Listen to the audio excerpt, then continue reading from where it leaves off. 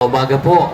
Bati po ng pag-ibig at kapayapaan, lalo na sa ating mga kapatid na men in uniform. Salamat po sa Diyos. Men and women pala, I should say.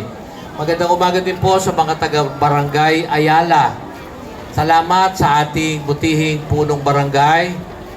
Salamat sa Diyos at salamat din doon sa ating requestor kay Sir Gerald, Captain Gerald Pediglorio. Salamat po sa Diyos.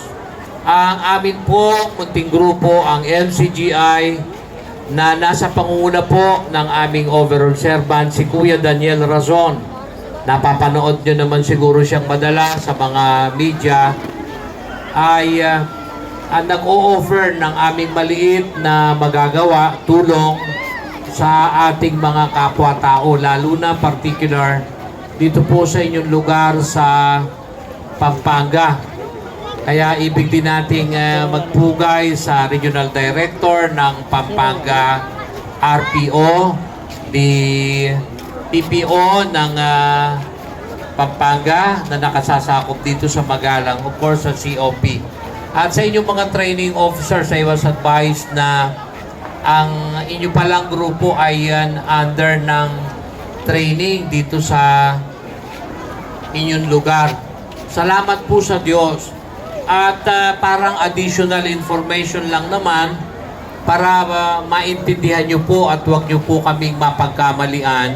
Gaya ng nasabi na ng ating mga kasamahan, ginagawa po namin ito sa isang adhikain. Una, wala kaming hinahabol na political ambition. Wala po kaming political affiliation. Wala kaming partido na itinataguyod o anuman. Wala din naman po kaming layong mag-discriminate. Ibig sabihin, kahit sino pwede.